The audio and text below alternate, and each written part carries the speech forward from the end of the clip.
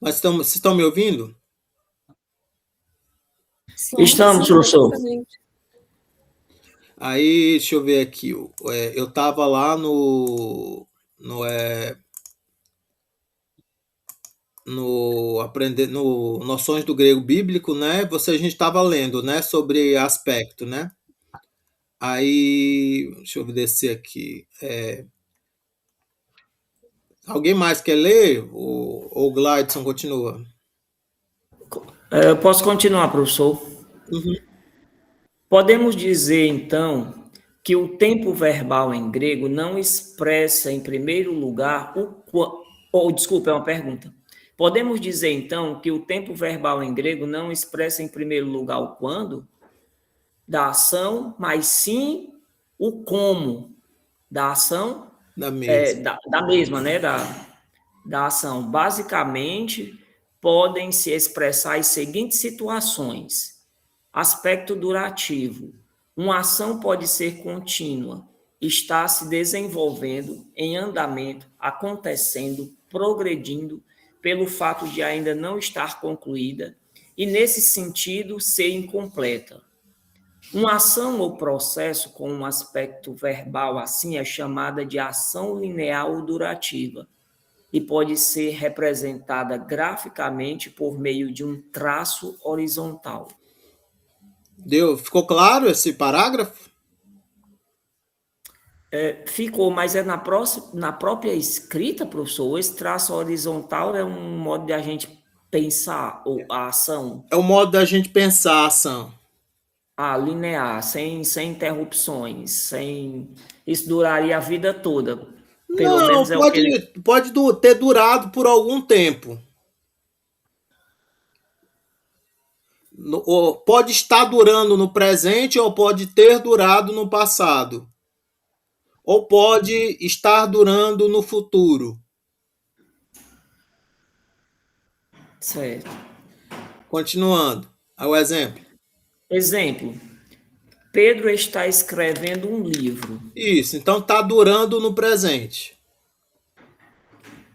Correto. Esta forma indica que Pedro está ocupado com uma ação que ainda não está acabada e que pode levar um tempo até ficar concluída. Isso. O aspecto pontilear. Uma ação também pode ser vista como um todo, sem especificar nem a maneira em que é realizada, nem a duração do processo verbal. Neste caso, o aspecto da ação geralmente é denominado pontilear, podendo ser representado graficamente por meio de um ponto, como se fosse um ponto na linha do tempo, caso a ação seja concebida no passado. Entende-se que é uma ação acabada, concluída. Exemplo: Pedro escreveu um livro, ou seja, essa ação ela ficou já marcada, não tem mais continuidade no momento em que se fala, não é, professor? Isso, mas Diferente do ela primeiro é um aspecto, ponto. É um ponto. No passado. O presente está aqui e tem um ponto aqui que vem antes. correto.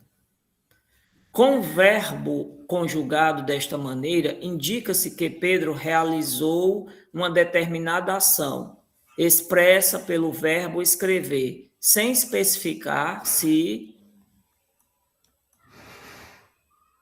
essa ação levou muito tempo ou pouco para ser concluída.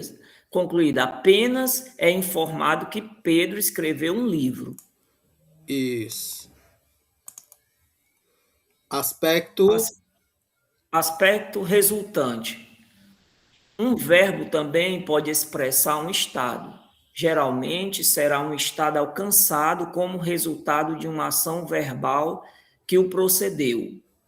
Fala-se, nesses casos, de um aspecto resultante.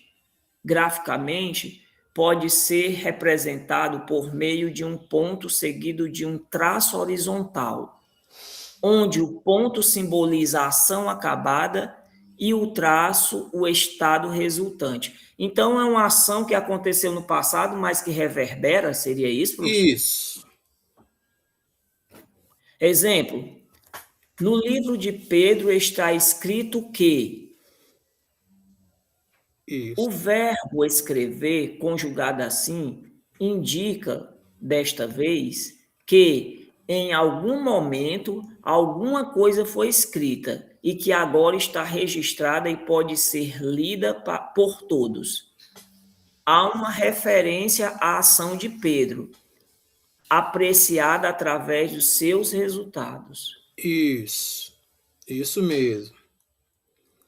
Aí o aspecto pontilear eu normalmente chamo de pontual. Não sei por que eles estão chamando de pontilear, mas. E vocês já ouviram falar de pontilear? Eu estranho. Mas Eu ele nunca falou de. ouvi falar dessa palavra antes. Não Pois é, conheço. eu normalmente escuto o pessoal falar em pontual, mas tem um aspecto resultante, o aspecto pontual, o aspecto durativo. Sim, tem esses três. Aí, aqui. O durativo também às vezes é chamado de progressivo ou de contínuo. No inglês, a gente fala em progressive ou continuous. Né? No português, a gente fala progressivo, contínuo, a gente também fala imperfeito e perfeito no português. Isso são diferenças de aspecto verbal. Vocês estão entendendo?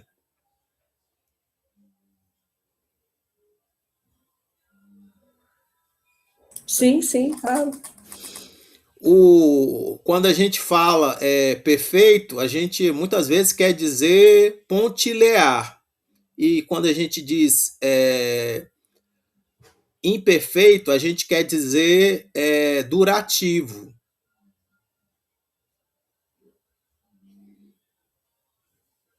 E quando a gente fala progressivo ou contínuo, a gente quer dizer durativo também.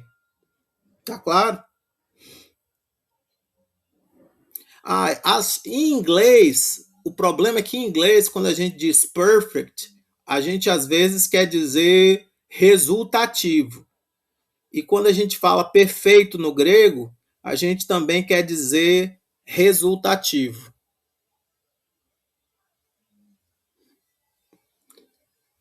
Bom, pode ler aqui mais esse trechinho?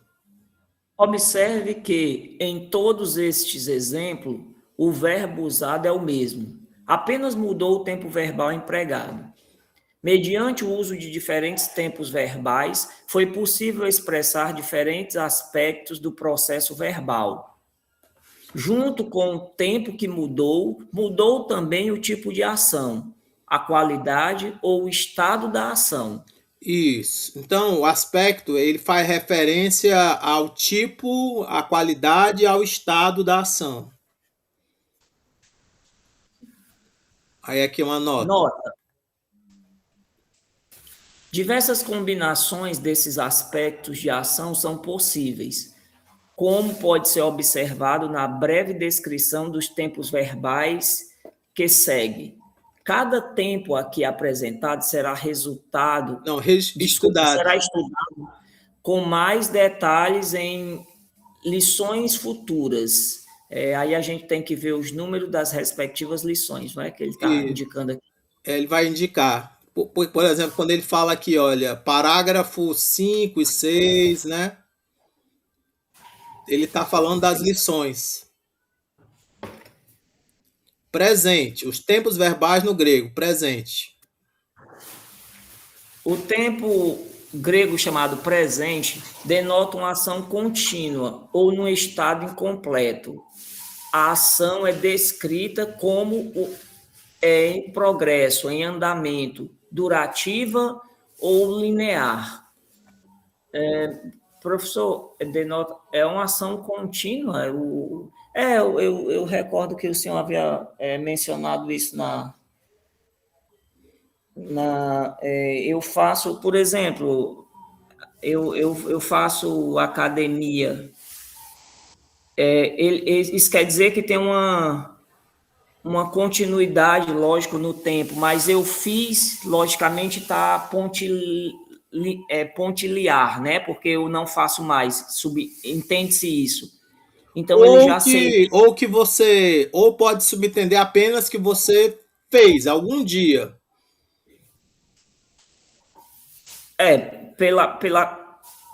Pelo que foi dito, subentende-se que ele não é feito atualmente, não é só isso, mas foi feito há algum tempo. Não se subentende. Em português não se subentende. Esse é o problema. O português é diferente do grego e ele é diferente do inglês e do italiano e do espanhol. Quando você diz aí, eu fiz academia, tá, tem uma dúvida se você parou de fazer ou não.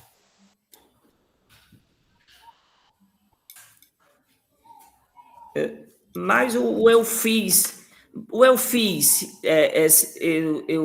eu não sei, professor, talvez eu entendi errado, porque o eu fiz parece que eu não faço mais, se não usaria o faço, não?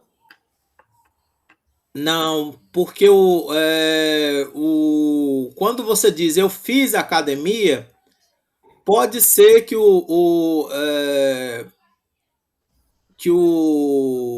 você queira dizer assim,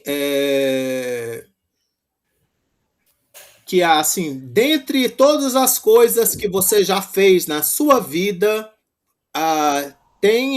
está na lista dessas coisas a academia. Tá entendendo? Assim, tipo, eu fiz academia, eu fiz judô, eu fiz kitesurf. Aí o, aí o, aí no diálogo alguém pode chegar e perguntar, mas quais dessas coisas você ainda continua fazendo?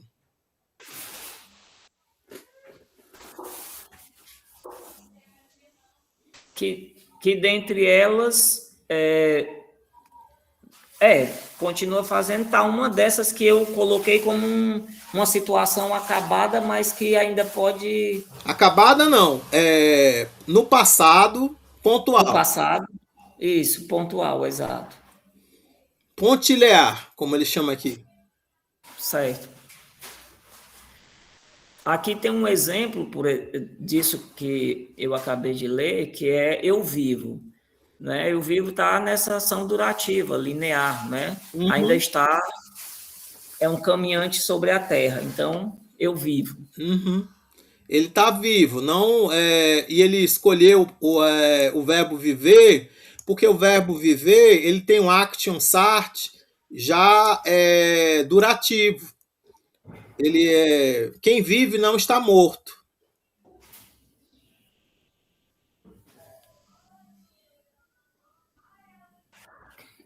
Eu acho que parou de novo. Vocês não estão me ouvindo? Agora sim, deu só um travamentozinho. Eu estava falando que o verbo viver ele já tem um action sart já durativo, porque quem vive não está morto. Correto, professor. Bora aqui continuar aqui. Bora aqui. Futuro. Futuro. O futuro, como no português, indica que o que vai acontecer, indica o que vai acontecer. Geralmente expressa a ideia de uma ação pontilear, mas em alguns casos pode ser durativa. Isso. Jesus voltará em glória. Isso. Professor, mas assim, como ela vai ser durativa, professor, se ela ainda nem aconteceu? Não, é difícil de compreender porque no português não é bem assim. Mais no grego é mais comum você ter essa ideia de ser durativa no futuro. O português, eu acho que o futuro é mais pontual. Isso que está causando uma certa confusão, porque Jesus voltará em glória. Tudo bem, parece que é algo que já se sabe, Não, que talvez ele ele voltará. queira ter escutado, usou um verbo de movimento, né? Voltar não é um certo movimento. É, Então ele pode é, dar uma ideia de durativa, né? ele é como se ele tivesse feito só uma viagem e não pretende ficar lá onde ele foi, né? Ou então vai voltar para visitar, né? Não, Se pudesse. é como se a viagem de volta fosse um movimento que tivesse duração.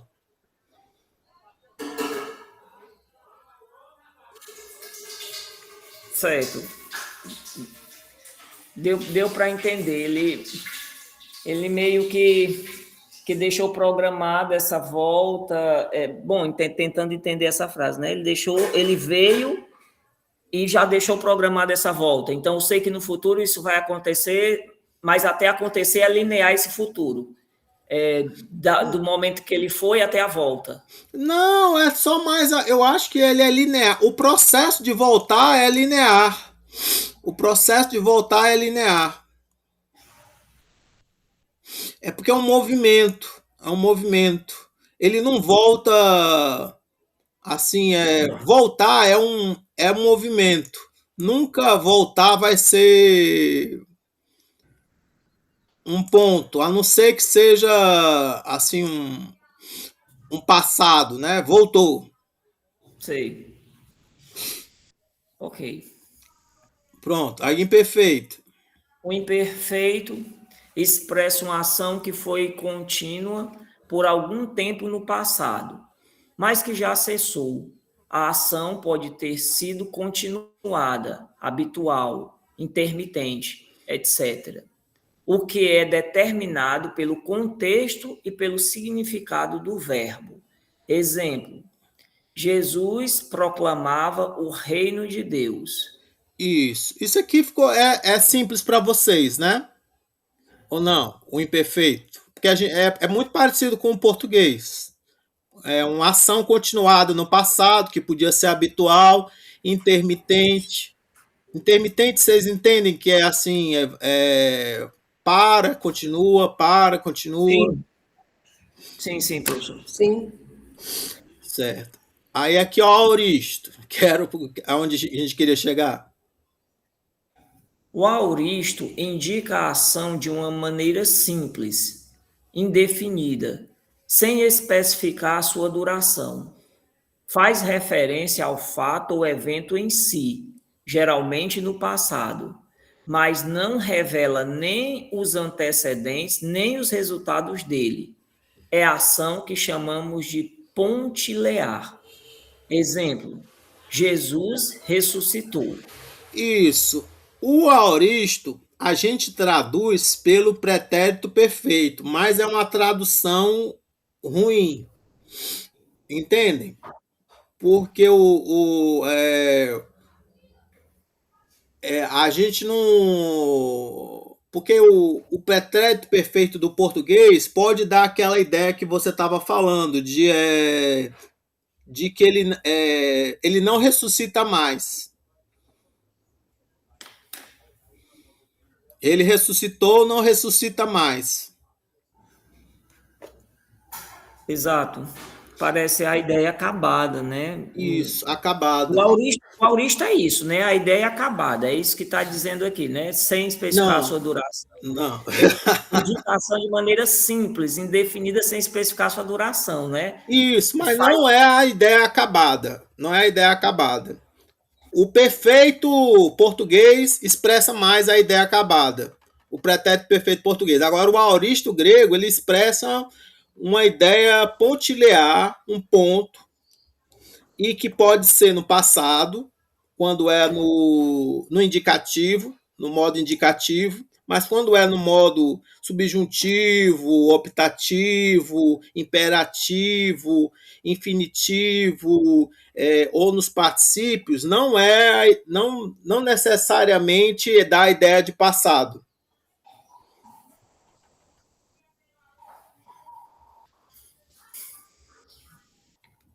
ok, professor.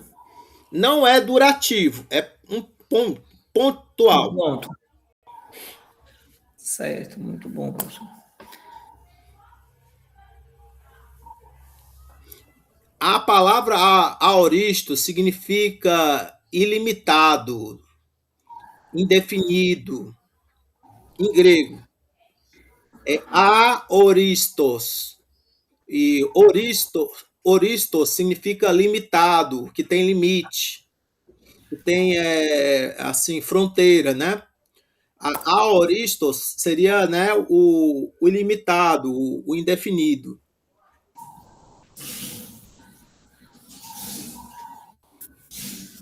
A gente pode dizer chamar, talvez a melhor palavra fosse simples. Simples. Não é progressivo, é simples. O aoristo ele pode dar a ideia de presente também. Entendem? Do tempo presente. Professor, teria um exemplo aí para ficar mais claro? Esse auristo, essa ação pontual que pode estar no presente? Não, por exemplo, assim, quando você tem uns imperativos no auristo, né? Tipo, gnote seauton, conhece-te a ti mesmo. Não tem um passado, mas está no auristo. É um imperativo no auristo.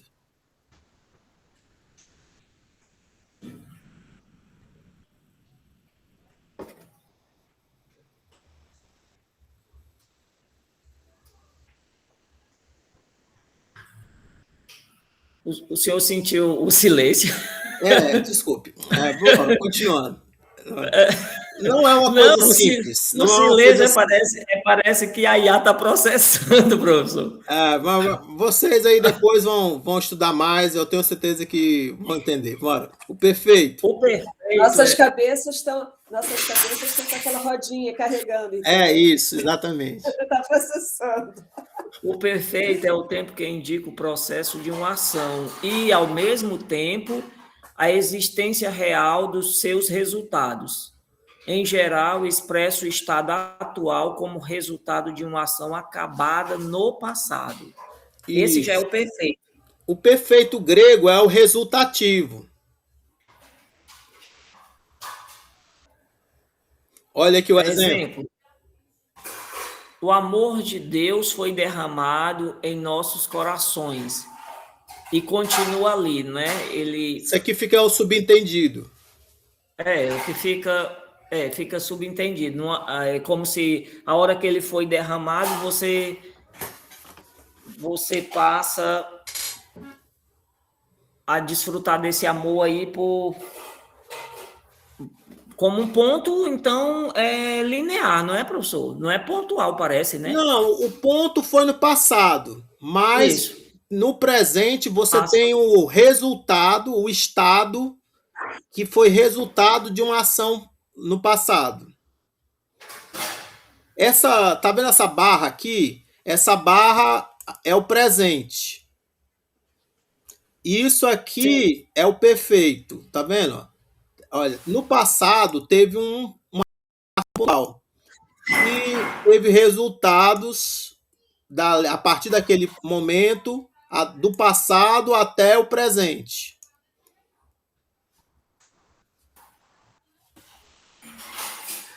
O inglês, ele traduz melhor. O inglês, o espanhol, o italiano. Um monte de línguas traduz melhor isso aqui. Só o português que não tem. O português a gente não fala isso. Seria uma coisa assim: o amor de Deus tem sido derramado, a gente diria, né? Se a gente quisesse dizer, né? Assim, foi derramado, tem sido derramado. Tá entendendo? Em inglês a gente diz has been dropped. Eu acho que é dropped. Como é que a gente diria isso? O amor de Deus foi derramado. The love of God Has been poured. has been poured. Do verbo pour. Isso. Então, Professor, então, realmente esse perfeito ele combina mais com esse inglês do present perfect, né? Porque assim é focado na ação especificamente, mas não tem não tem uma definição de quando isso aconteceu no passado, mas você vê o resultado disso ainda no presente. isso. Por exemplo, it has rained. Isso. Choveu. Em algum momento no passado choveu, mas você vê ainda os resultados dessa chuva, porque E você vê a chuva, você vê a molhado. Você vê, sim. Vê que está molhado. Então, esse perfeito do grego ele tem mais a ver com essa ideia, né? Isso, do present perfect. Do present perfect. E também existe o mais que perfeito no grego, que também combina. A gente no português tem o mais que perfeito, que combina bem com o mais que perfeito. A gente só não tem o perfeito. Porque o nosso perfeito é como se fosse misturado com aoristo. Vocês estão entendendo?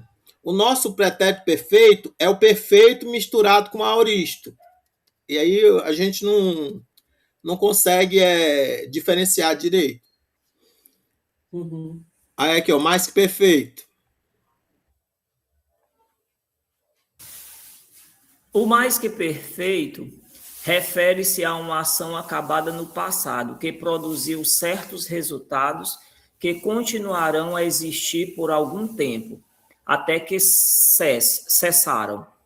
Em certo sentido, é um perfeito transladado ao passado. Exemplo, Pedro ficou esperando do lado de fora da porta. Isso. Então ele não, assim,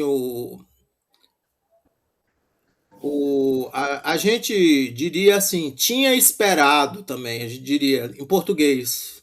Porque ele deu aqui um exemplo para poder ficar mais diferente, mas a gente poderia dizer, Pedro tinha esperado do lado de fora da porta, ou Pedro esperara do lado de fora da porta. Mas o problema é porque é língua formal, né? A gente não entende mais o esperara.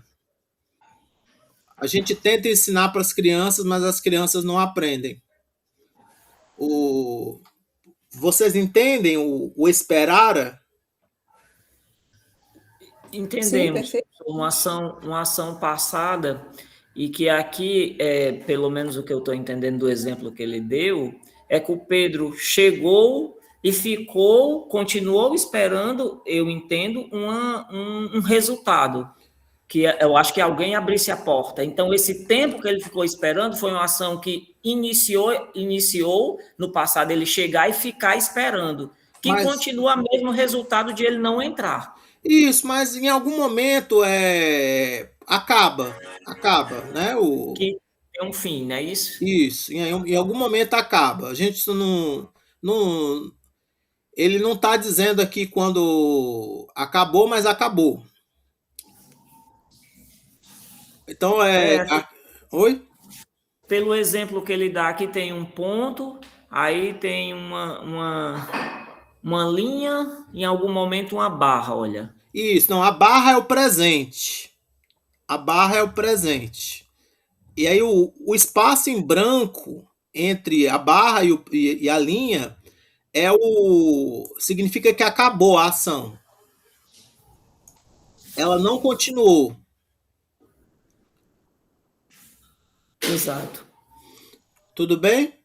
Então, o mais perfeito grego a gente consegue traduzir para o português. Mas o perfeito grego é que é mais difícil de traduzir. Aí é que, bom, aí é que classificação dos tempos verbais de acordo com o aspecto ou qualidade de ação. Considerando o aspecto que expressam, os tempos verbais podem ser classificados da seguinte maneira. Isso, vamos aos poucos. Aspecto ou qualidade de ação. Aí a gente tem aqui do lado dessa tabela o tempo. Aí tem durativo, que é o que vai presente é durativo, o imperfeito também é durativo, o futuro pode ser durativo ou pontilhar, o aoristo é pontilhar, o perfeito é resultante e o mais que perfeito é resultante. Tá dando para entender? Esses são os tempos que a gente tem no grego. Presente, imperfeito, futuro, aoristo, perfeito, mais que perfeito.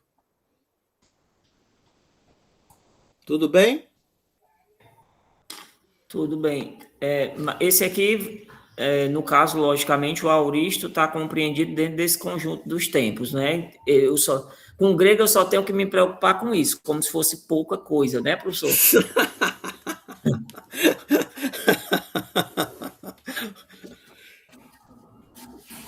Bora lá, continuando. Vamos Modo, lá, professor. modo. Agora vamos entrar Modo. no modo. O modo indica a maneira em que se realiza uma afirmação verbal. No grego existem os seguintes modos: modo indicativo. O modo indicativo é o modo da declaração feita com segurança. Afirma fatos como se fossem uma realidade. Este modo não esclarece se os fatos são verdadeiros ou falsos, simplesmente se limita a afirmá-los. Isso.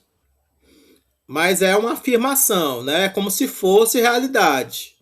Você pode mentir no indicativo. Nada proíbe você de mentir no indicativo. Mas você fala como se fosse verdade. Tudo bem? Ok, tudo bem. Modo subjuntivo. O subjuntivo é o modo da probabilidade, da incerteza, da dúvida. Usa o, usa o substantivo O quem fala com. subjuntivo. Desculpa, usa o subjuntivo quem fala com hesitação, expressando um fato como possível. É também o modo que expressa desejo, expectativa. Isso. Então o subjuntivo ele não é uma realidade. Nunca se fala do subjuntivo como nunca se usa o subjuntivo para falar de uma realidade.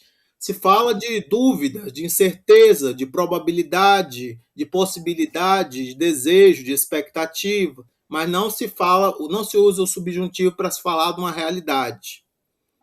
Tudo bem? Ok, professor. Continuando, imperativo. O modo imperativo expressa ordem ou proibição, mas também pode expressar exortação, conselho ou súplica. Indica a intenção de quem fala, sem esclarecer se aquilo que foi expresso se tornará realidade ou não. É próximo ao nosso, né? Sim, com certeza, muito próximo do nosso. O subjuntivo, assim como o nosso subjuntivo se mistura as formas com o imperativo, vocês vão ver depois que o modo subjuntivo vai se misturar com o imperativo também na exortação. Vai ter um subjuntivo exortativo, que vai ser como se fosse um imperativo. Tudo bem? Tudo, professor. Pronto, continuando. Modo optativo. Isso, esse O aqui modo é optativo. complicado. Esse é complicado, professor. Vamos. O modo optativo pode expressar um desejo que poderia se cumprir ou uma mera possibilidade. A probabilidade de que o desejo ou a possibilidade se torne realidade parece ser mais remota do que no modo subjuntivo. Isso. O optativo, ele vai se misturar ali um pouco com o subjuntivo. Só que ele é uma probabilidade mais remota. Normalmente a gente usa certas expressões no indicativo, né, como tomara, no indicativo não, no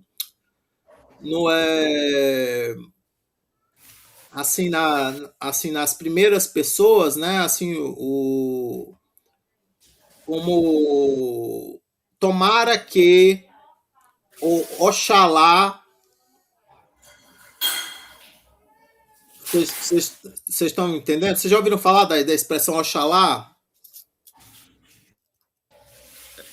Já, professor. Ah, sim, muito. Parece que essa expressão, não sei, professor, mas parece que é como se você estivesse pedindo ajuda à divindade. Isso, Oxalá esse menino passasse a estudar mais. isso, exatamente. É, ela tem alguma relação com o árabe Inshallah. Não sei se vocês assistiram o Clone, mas os personagens diziam o tempo todo Inshallah, né? Sim, eu lembro. Pois é, aí tomara que esse menino mude, né? Então, o optativo ele vai dar uma ideia de um desejo que tem uma probabilidade menor do que quando você usa o subjuntivo. Só que quando você vai traduzir com português, acaba você tendo que usar expressões. Caiu a internet? Caiu. Voltou? Vocês estão me ouvindo? Estamos. Pois é. Então eu estava dizendo que quando a gente vai traduzir o português, você usa o subjuntivo junto com alguma expressão, como tomara que, oxalá. Vocês estão entendendo? Então, esse seria, se nós pudéssemos colocar numa escala, ele seria o mais improvável de acontecer. Algo, o modo anterior a esse, o subjuntivo, não é isso? Ele ainda há uma possibilidade ali, ainda que com alguma dificuldade, mas esse é quase, como tem um termo aqui, quase remota, quase improvável de acontecer. É por isso que talvez usar essa expressão, oxalá ouvisse minha prece, ou seja, eu preciso quase de uma ajuda divina para... Não sei se é esse o sentido, professor. É esse o sentido, sim. É isso mesmo. E ele vai aparecer lá nas condicionais, né? Condicionais é um negócio chato de estudar. Que bom que vocês não vão estudar agora. Mas se quiserem, peguem lá a gramática, vão para o final e vão estudar as condicionais. Aí nota, vai lá, nota. Nota, existem outras duas formas verbais que têm algumas semelhanças com os modos, mas que não podem ser classificadas como modo estritamente falado. São elas o particípio e o infinitivo. Isso. O particípio, o senhor, Eu posso ia ler já dizer o que a particípio? gente, em português, chama de formas nominais.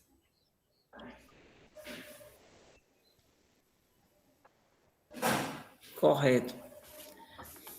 O particípio é considerado como um adjetivo verbal, por ter características tanto de adjetivo como de verbo. Isso, é como se ele participasse das duas classes.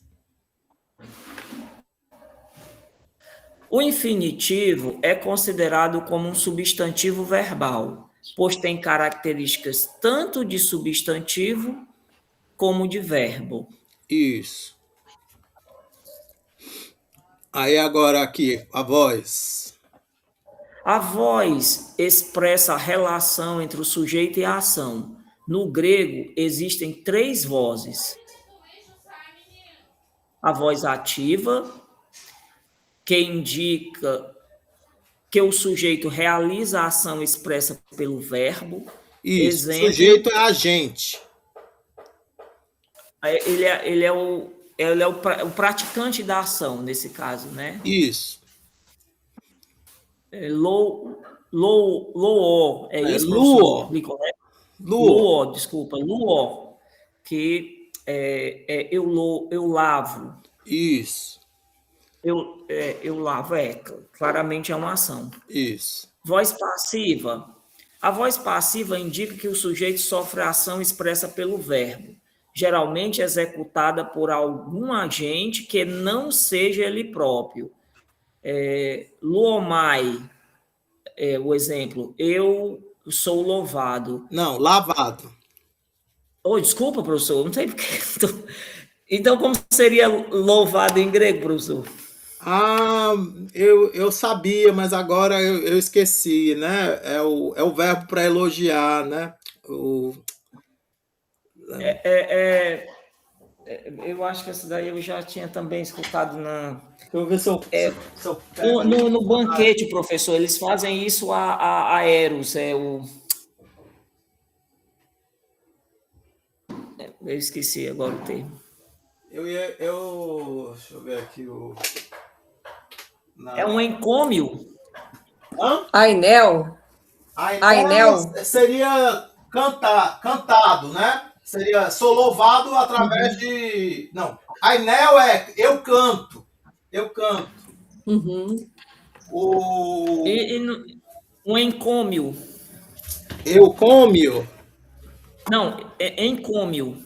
encômio, deixa eu ver aqui, encômio, deixa eu ver aqui, encômio, No texto banquete, Prosquinel? eles fazem um encômio ao Deus Zero. Então seria um louvor, um elogio. provável, pode ser que seja, mas o verbo, qual seria o verbo? Porque aí pode ser um substantivo. Deixa eu ver, eu tô vendo aqui, Prosquinel.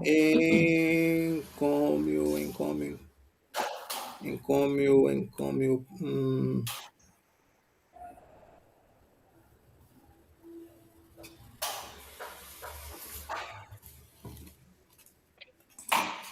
Olha, eu tenho que pegar é o menino, é porque eu peguei só dicionário monolíngue.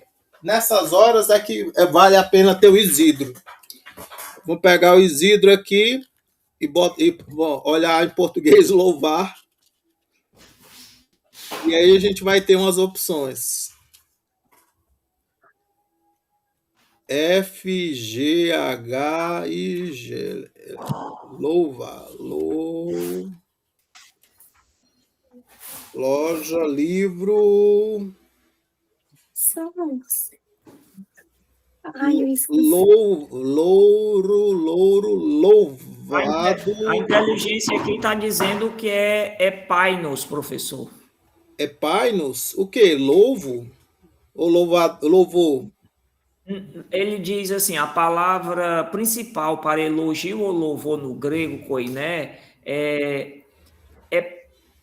é painos. Mas aí é o substantivo, né? Também. É painos. Louvar. Ah, é painel. É painel. É encomiadzo e é painel. Né? Então, assim, o eu sou louvado seria epainumai, né? Ou então é comiadzumai. Tudo bem? Tudo, professor, ficou claro. Pronto. Pois, Tá aqui no. Quem tem o Isidro, tá aqui na página 925. Deixa eu ver aqui.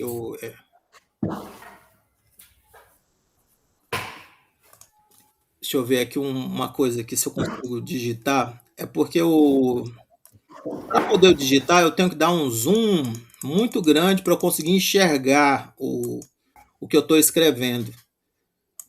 Deixa eu ver aqui.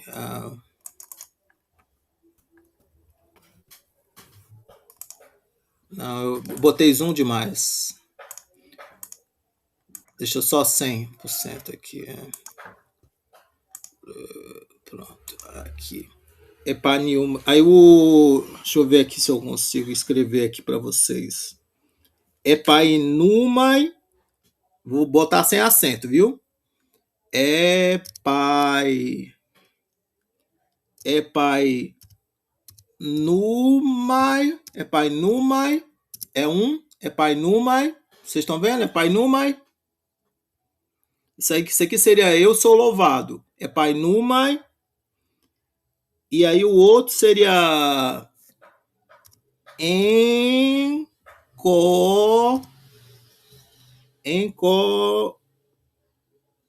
mi zomai, encomiadzomai, encomiadzomai. Encomiadzomai, dá certo? Dá certo. Encomiadzomai. Encomiadzomai. Seria aqui a outra forma. Encomiadzomai, do verbo encomiadzo. Epainumai e encomiadzomai. Tranquilo? Tranquilo. Pronto. Aí aqui, eu acho que pegou na gravação já. Aí aqui deixa eu tirar o zoom agora. Porque como a tela do meu Chromebook é pequena, eu tenho que deixar o zoom em 50% para a gravação da videoconferência ficar boa. Vocês estão entendendo? Aí mas para eu escrever é ruim, porque a letra fica muito pequena e eu não estou nem usando óculos aqui, e aí eu não consigo digitar direito. Aí, então eu tenho que aumentar o zoom para 100%, aí a proporção das coisas aqui na tela fica diferente. Mas continuando, voz média. Aí agora a voz média é a complicada, vai.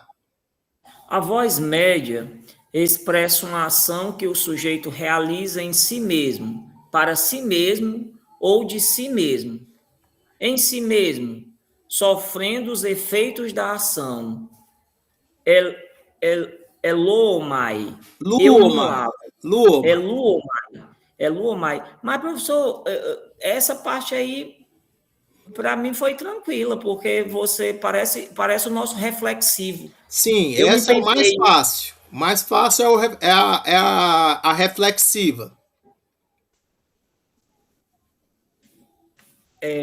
Aqui ainda tem ali uma nota que diz que a voz média do grego tem algumas semelhanças com a voz reflexiva do português. O que a gente falava há pouco. Isso. Agora os outros tipos. Para si mesmo, em seu próprio interesse e benefício. É luomai. Não, liomai. Desculpa, é liomai. Professor, ele não pode ser chamado do U ou I, não? Mas se ele tiver o acento, eu tenho que ler como I? Não é acento, é porque ele tá com Y só. Ali era Ômicron Y. Certo. No caso, Eliomai. Não, ele não. Liomai. Li. O francês. Isso. Liomai. Eu desato para mim. Para si mesmo. Eu desato para mim. Isso. O cadastro do sapato? Não, qualquer coisa. Corda, eu solto, né? Isso. É algo que eu faço em meu benefício? É isso que eu tenho que entender? Isso. No Atenas, eles traduzem também como eu resgato. Eu resgato. Eu pago o resgate para que alguém seja solto. Até na caverna lá de Platão tem bastante esse verbo, né, Luo?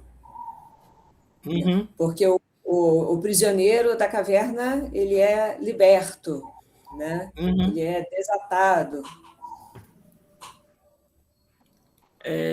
De si mesmo, por iniciativa própria ou confiado nas suas próprias forças. Aí nós temos o pengelomai, é isso? É pan. Desculpa, é pangelomai. Eu prometo. Isso. E não é o jeito mais comum de dizer eu prometo. Porque tipo, eu anuncio sobre mim mesmo, né?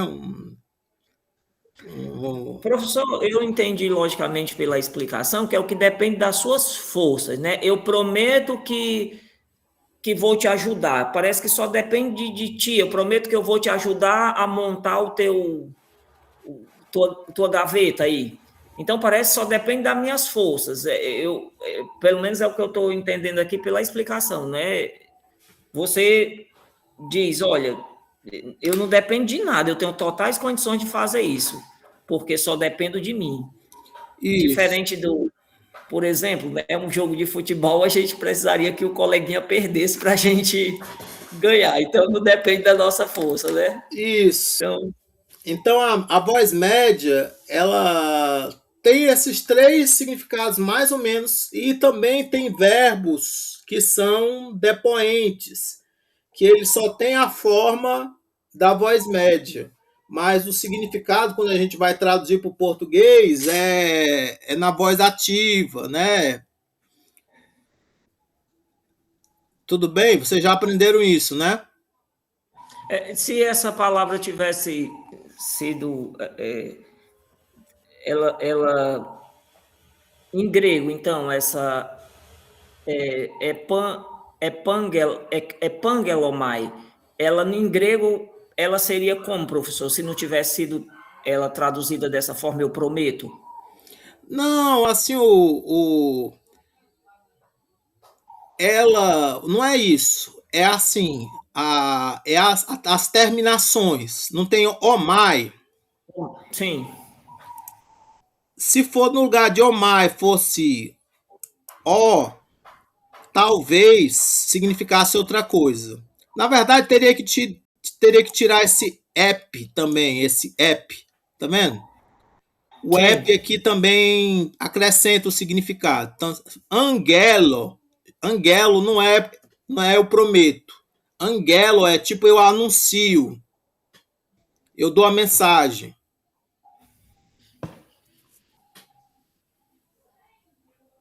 Ok, aí com essa terminação do omai, que no caso vai ser o sujeito praticando a ação, e esse app, ela logicamente se tornou essa palavra. Isso, porque Angelos seria é como se o que eu estou dizendo é que é como se dissesse assim: eu anuncio sobre mim mesmo, como se tivesse assim dizendo assim: eu dou a mensagem sobre mim mesmo, eu coloco a minha palavra.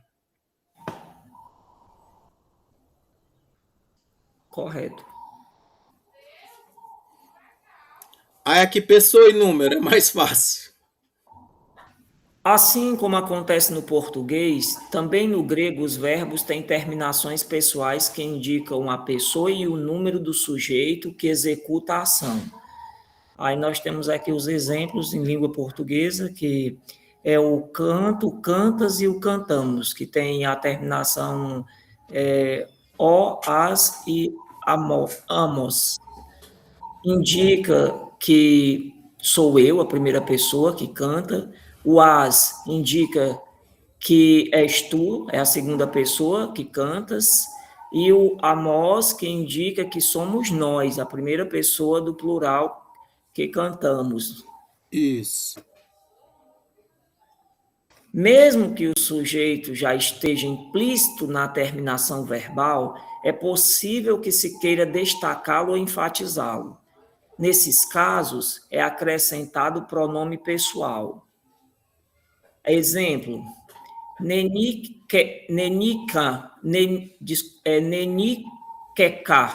tom cosmon, venci o mundo, cosmon. Nenikenka, tom cosmon, venci o mundo. Tá correto pela sua pronúncia? Você da primeira vez pronunciou melhor, da segunda você tem uma nasalizada onde não tinha. É Ah, botei um N aí. Nenikeka ton cosmon. Certo. O próximo. Ego nenikeka ton cosmon. Eu venci o mundo. De novo, professor? Ah, só porque aqui tem um eu. Acrescentou o eu para dar uma reforçada em quem praticou a ação. Seria isso? Isso, é porque nessa passagem diz assim: no mundo tereis tribulações, mas tem desânimo, pois eu venci o mundo. Certo. Jesus diz, Jesus, o acréscimo... quem está falando ego é Jesus. Certo. Nesse caso, ele não podia acrescentar uma terminação em uma... Já tem a terminação, já. Mas o que ele acrescentou foi o pronome sujeito, ego. Está fazendo um contraponto. No mundo, vocês vão ter tribulações, mas tenham ânimo, porque eu venci o mundo. Ok. A seguir, apresentam-se os... entre vocês, nós, né, a humanidade, e ele, Jesus. Correto. A seguir, apresentam-se os pronomes pessoais gregos. Para a gente olhar aqui, o parágrafo 13, é isso? Não. Logo abaixo, olha. E aqui é sugerido que a gente memorize, né? Isso. Tem o ego, eu, primeira pessoa, su, tu, segunda pessoa, autós, como eu vou ler com esse professor? Auté ou aute? Auté e autó. Autó, é isso? Uhum. Só tiro o S. Ela, ele, ela. E a coisa, o neutro, né? Isso, né? Remeis, nós, imeis, vós. Rimeis, vós. E autói, autai, altar. Eles e elas. Isso. Primeira, segunda e terceira pessoa do plural. Correto. Deixa eu ver se tem mais alguma coisa aqui. Tem mais uma coisinha. A composição do verbo. Todo verbo se compõe de radical e terminação. O radical é a parte do verbo que permanece basicamente inalterada durante as modificações, flexões, que ele sofre. Ainda assim, podem ocorrer alterações quando se produzam contrações entre certas consoantes e vogais, como será visto mais adiante. Isso você já sabe, né? Neste caso, ele está falando do acréscimo do E no auristo. Seria algo desse tipo, professor? Sim, mas também as contrações dos verbos contratos.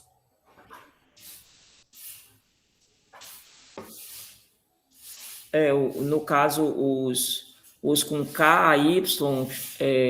Não, os com alfa, com Y, alfa e ômicron, no final do tema.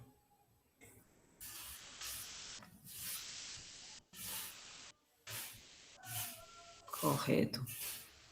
Que vão se contrair com a próxima letra, dependendo se for uma vogal ou uma consoante. Isso. A terminação é a parte da flexão verbal que permite reconhecer a pessoa, o número e a voz. Essa terminação se compõe de vogal temática e desinência. A vogal temática, também chamada de vogal de ligação, é uma vogal que aparece entre o radical e a desinência, servindo de ligação entre esses dois elementos. Essa vogal é o ômicron. Ômicron. Essa vogal é o ômicron. Antes das desinências, que começam com mi, ni e epsilon. Não, antes das faz a vírgula. Mi ou ni. desculpa, mi ou ni. E epsilon, antes das desinências que começam com outras letras. Isso. Aí tem um problema. Aqui ele diz que a vogal temática é a mesma coisa que a vogal de ligação, mas não é exatamente. O problema é, nos verbos contratos, você tem uma vogal temática mesmo, né? Um ômicron, né? Um alfa e um ômicron ou um epsilon, né? Um epsilon, um alfa ou um ômicron. Elas são parte do radical. O radical termina com elas. Aí elas dá para chamar de vogal temática mesmo. Mas as outras, as outras, quando você tem assim oesei, homenetiusin, e omai eietai, ometai esteontai, e outros casos, né? Quando eu digo assim, omai, aquele o, ele é uma vogal de ligação. Vocês estão entendendo? Vocês não viram, né, os verbos lá na voz média dizendo assim, omai?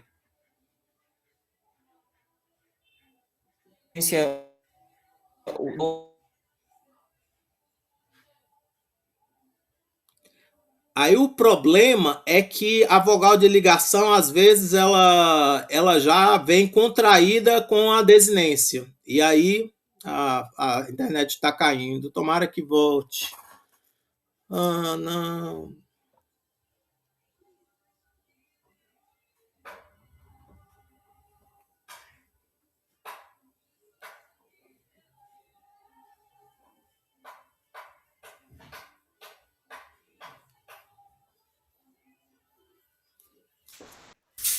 Voltou. Professor, Vocês estão ouvindo? destravou Estão agora. ouvindo? Agora sim, professor. Sim, Professor, o senhor falava que o omai, o O do omai, da terminação omai, ela já é uma vogal de ligação. Isso, exatamente. O problema com as vogais de ligação é que elas, às vezes, elas se fundem com a... Às vezes não. Muitas das vezes elas já estão fundidas com a desinência, número pessoal. E aí você não consegue diferenciar que ali tem uma vogal de ligação. Mas às vezes você consegue diferenciar bem direitinho, como omai. O é a vogal de ligação e mai é a desinência. Tá claro isso? Tá, e eu imaginava que o O já fazia parte da desinência, professor, porque ele sempre vem numa cozinha diferente, onde a gente procura que tem essa didática de, por exemplo, a formação do auristo, que vem o E mais radical, mais sigma, mais vogal temática e a desinência. Eles vêm em cores diferentes, né? Sim, mas o problema é porque muitas das gramáticas confundem vogal temática com vogal de ligação. E aí você vai confundir. E no espanhol, a vogal de ligação é chamada, às vezes, de vogal de união.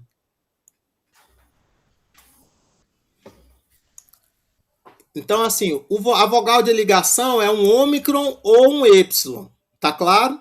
Enquanto que a vogal temática ou é um êpsilon, ou é um alfa, ou é um ômicron. Tá claro isso?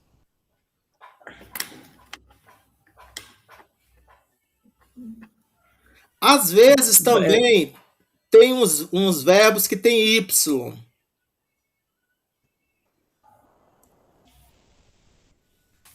Mas é poucos. E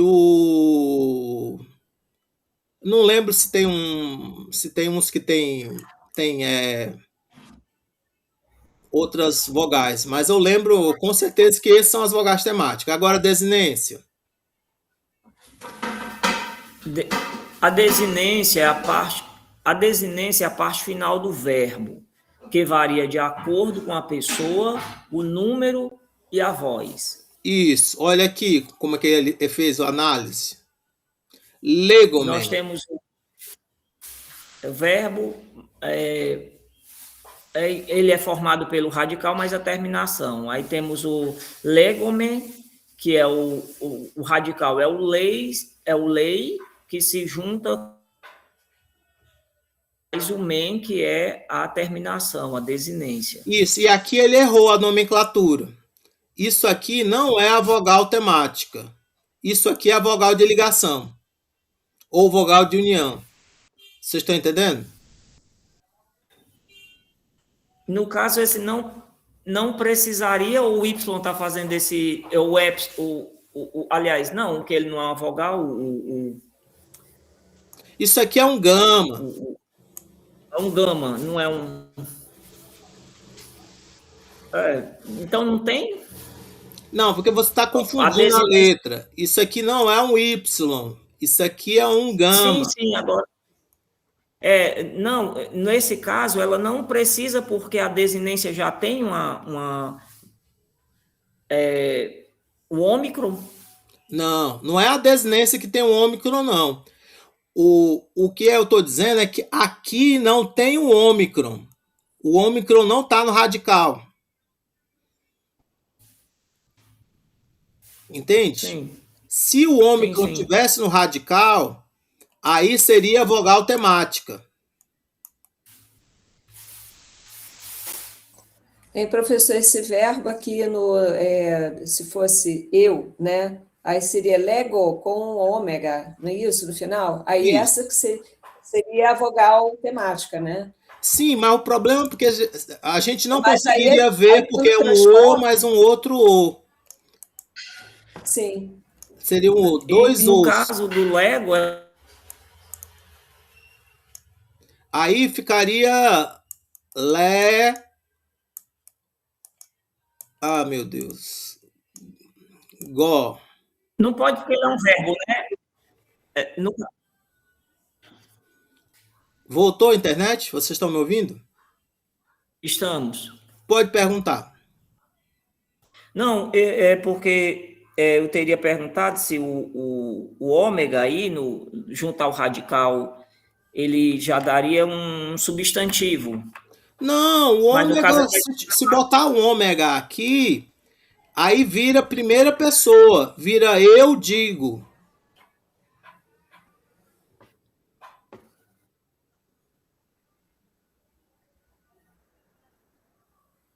Tá me ouvindo? Agora sim, parou quando o senhor falou, eu digo. Isso. O ômega aqui é uma junção de dois ômicrons, só que a gente não consegue ver. Entende? Uhum. É como se fosse esse ômicron aqui com outro ômicron. Aí, ômega. Aí Mas aqui, eu só estou querendo dizer que aqui ele está chamando de vogal temática, mas isso aqui não é uma vogal temática. Isso aqui é uma vogal de ligação. Esse ômicron aqui. Algumas gramáticas confundem e chamam de vogal temática, mas não seria uma vogal temática, seria uma vogal de ligação. Por quê? Porque o radical não termina em vogal. O radical não termina em vogal. Tudo bem? Isso não é uma coisa importante, sabe, gente? É uma bobagem como é que eu posso dizer? Uma abstração estruturalista. Não se preocupem muito com isso, não. Mas é só para vocês saberem que vogais, a gente, às vezes, o radical, ele vai ter uma vogal no final. E a gente não vai chamar ele mais de radical, vai chamar de tema. E aí, às vezes, o radical termina em consoante. E aí, a vogal de ligação, a gente não... algumas gramáticas vão chamar de vogal temática, porque o radical não termina em vogal. Deu para entender a abstração?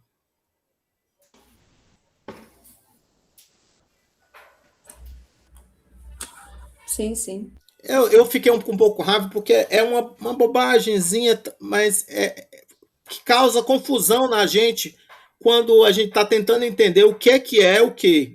Está entendendo? O que é o que. Às vezes, quando a gente está aprendendo, a gente aprende essas duas partes aqui juntas para ficar mais fácil. Vocês estão entendendo?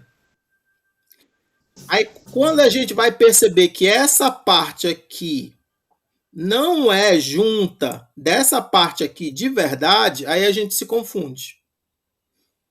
Tudo bem? Agora aqui embaixo. De acordo com as desinências, os tempos verbais podem ser classificados em primários e secundários.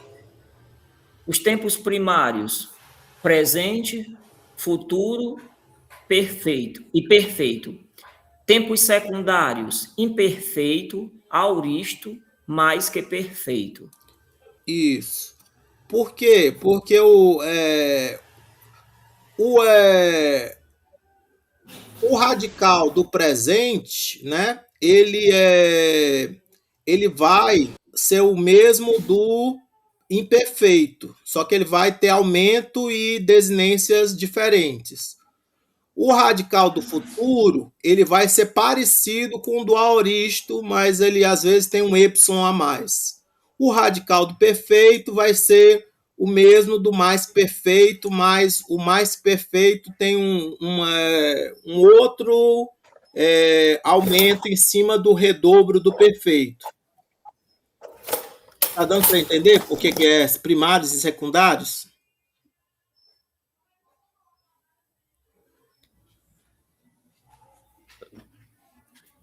Professor, só um minuto nessa explicação. No caso, os tempos, lógico, eles querem colocar situações diferentes, mas no caso o senhor havia falado que eles são primários por que motivo específico?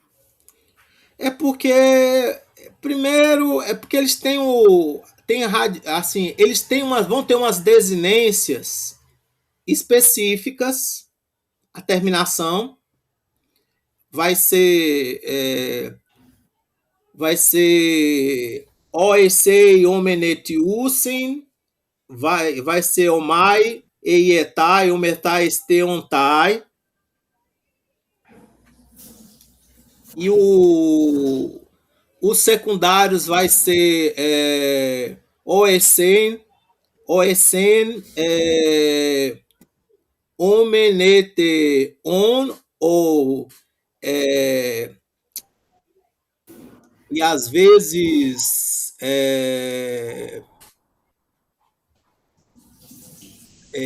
não, esqueci.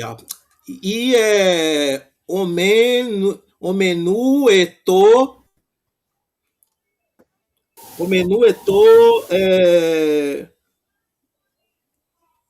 omeneste onto.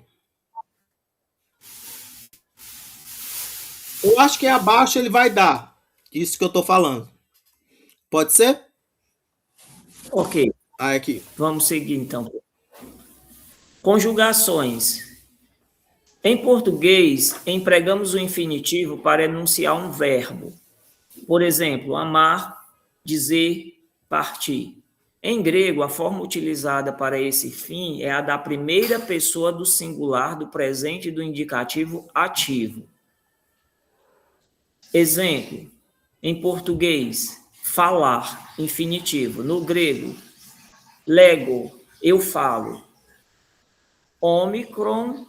Não, o ômega. Mas o ômega indica. Desculpa, é o ômega, não já estava lendo em grego. O ômega indica a primeira pessoa do singular. Isso. Aí, continuando. Os verbos que, na primeira pessoa do singular, no presente do indicativo ativo, terminam em ômega, pertencem à conjugação em ômega. Existem também os verbos que, na primeira pessoa do singular, terminam em mi. Esses pertencem à conjugação em mi. Temos, então, no grego koiné, duas conjugações básicas: a conjugação em ômega e a em mi. Existem verbos que, mesmo tendo significado de voz ativa, só aparecem escritos em formas da voz média ou passiva. Esses verbos são chamados verbos defectivos ou depoentes. Isso. Eles aparecem com aquelas formas lá, omai, né? Omai, ietai, ometai, esteontai, né? Eles não vão aparecer com ômega no final, vai aparecer com omai. Você vai procurar no dicionário e eles não vai ter em ômega no final, nem em mi, vai estar em omai.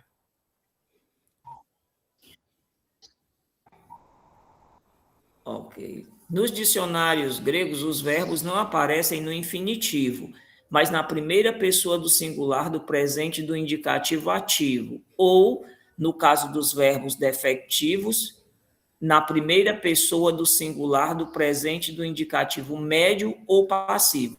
Será essa também a forma em que os verbos serão introduzidos nos vocabulários das lições que seguem. Professor, esse dicionário, eu vou conseguir algum dicionário desse já online para que eu não folheie tanto ele para procurar, que de repente eu digite na busca e ele me dê algumas possibilidades? Eu não coloquei não vários links para dicionários para vocês, não? Eu creio que sim, mas alguns desses, professor, eu confesso que eu encontrei algumas dificuldades. Eu me pergunto assim, se teria tipo uma espécie de Aurélio online, onde do grego online, onde eu procurasse mais fácil essas Não, assim, informações. o mais simples que você pode procurar é o da Perseidas, que foi feito pela Unesp. Deixa eu ver aqui. Deixa eu ver onde é que eu tô. É esse aqui, ó.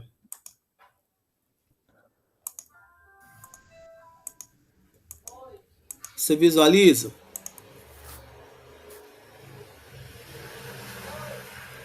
Sim, professor.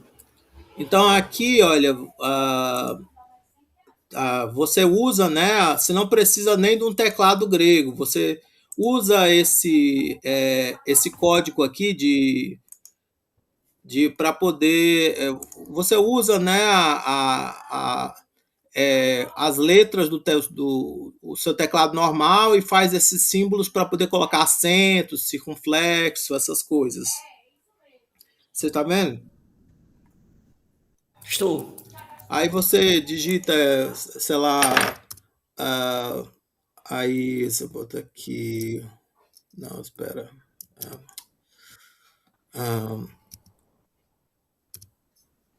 Essa aqui. Pronto, logos. Aí aqui o problema é que eu comecei digitando em grego. É para.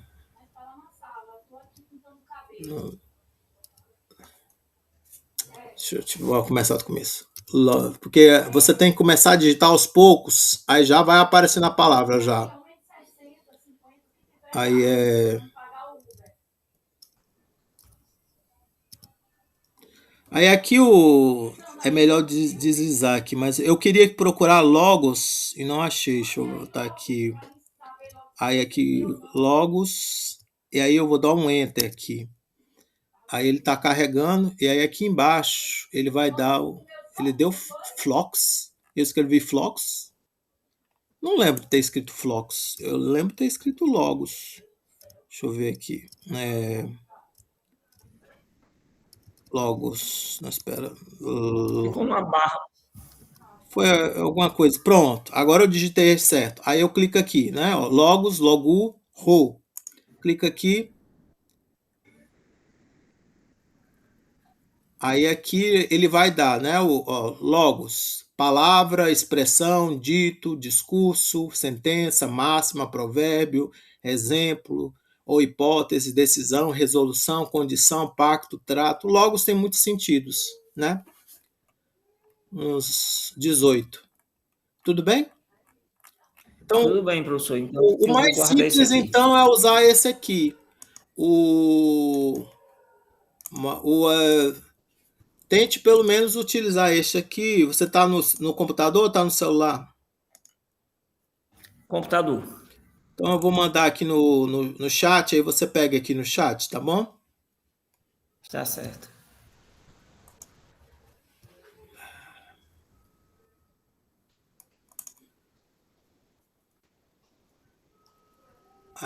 Deixa eu ver. Não.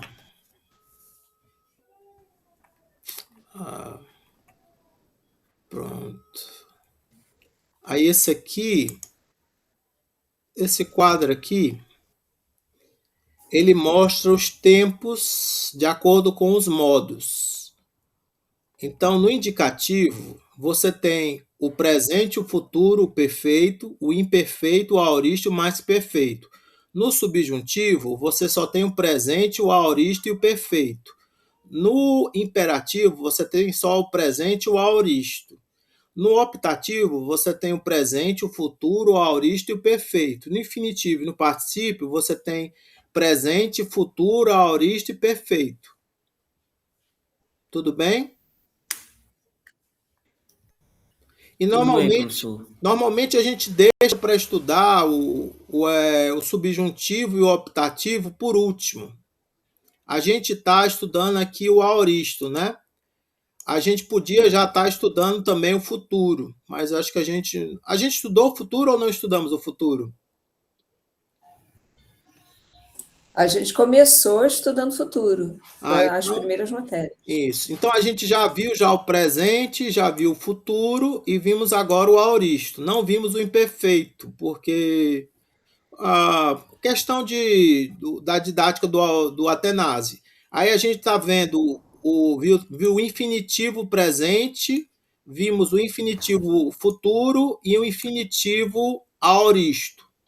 E vimos também o imperativo presente e o imperativo aoristo. Esses foram os que a gente já viu. A gente não viu o subjuntivo presente, subjuntivo aoristo, subjuntivo perfeito, nem o optativo presente, optativo futuro, optativo aoristo, optativo perfeito. Mas também, quando for ver, é tudo de uma vez. Uma porrada só, lá no avançado. Aí a gente deve ver depois o imperfeito, né? E o perfeito e o mais perfeito também é tudo lá no avançado, de uma vez. Eu não sei se é no final, no semestre que vem a gente já vê o perfeito, mas não tenho certeza de cabeça. Tudo bem? Aí, dos tempos. Deixa eu voltar aqui para cá. Aí, dos tempos assinalados com asterisco, o perfeito do subjuntivo, o futuro do optativo não ocorre no Novo Testamento, mas ocorre nos outros livros, né? No resto da literatura grega, né? É porque esse livro aqui é o grego bíblico, né? É uma noções do grego bíblico, mas eles aparecem no resto da literatura grega. Aí aqui continuando, aí tem uns exercícios, tarará, tarará. Não, aqui, deixa eu ver qual. Pronto. Aí bem aqui eu vou tentar explicar as desinências. Aí aqui, olha, vocês estão vendo aqui, olha. Assim, eu falei que era Ômicron mais Ômicron, não era? Mas eu me enganei. Olha como é que é a maluquice. O Ômicron se junta com o Mi. É como se todas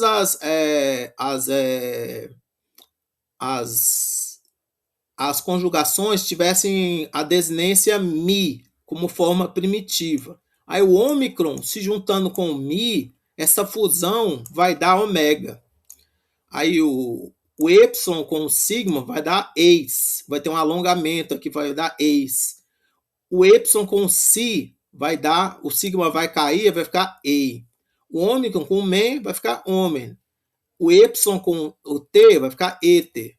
O ômicron com índice vai cair, né? O ni vai alongar o ômicron, aí vai ficar UCI ou UCI. Isso aqui são as desinências primárias fundidas com as vogais de ligação. Vocês estão entendendo? O, E, C, Omen, Ete, Usin. Essas aqui elas são as desinências primárias. Tudo bem?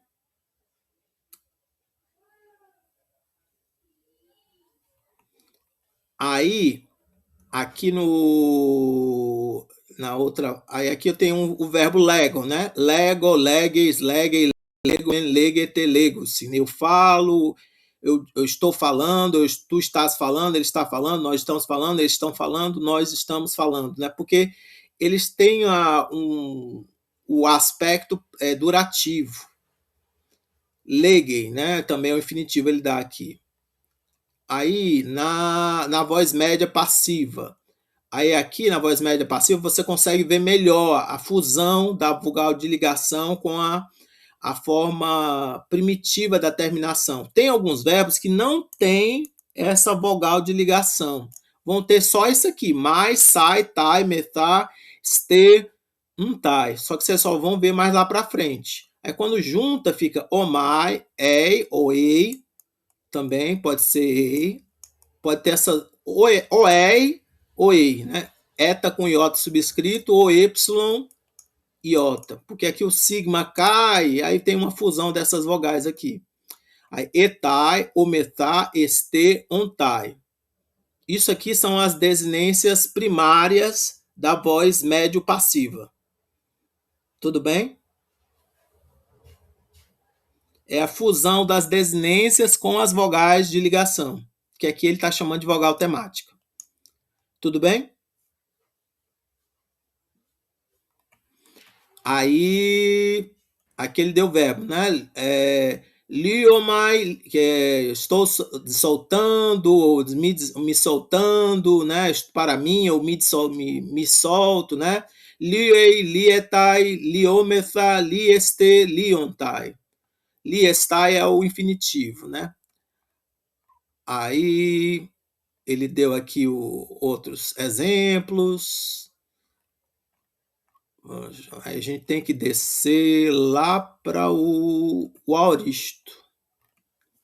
Deixa eu botar aqui no Ctrl F.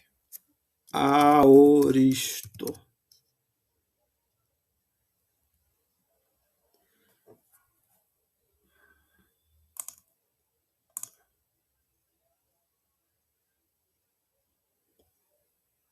Mais ou menos na página 137. 137. 128.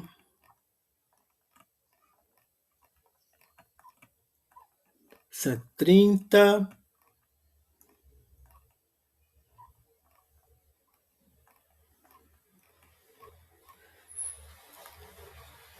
Ele aqui, ele fala primeiro do imperfeito e depois ele fala do aoristo. Porque ajuda, é didático, mas por algum motivo o Atanásio não faz isso. Bora aqui. 130. Quanto era? Não era? Pronto, aqui. Essas coisas aqui eu acho que a gente não precisa ver. Ele está mostrando o ponto, né? Olha aqui.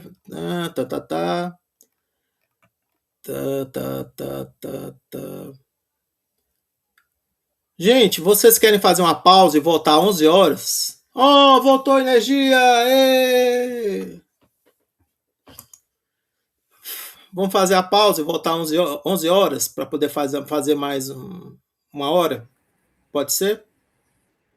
Sim, sim, Bora. pode ser. Tá bom, eu vou pausar aqui a gravação.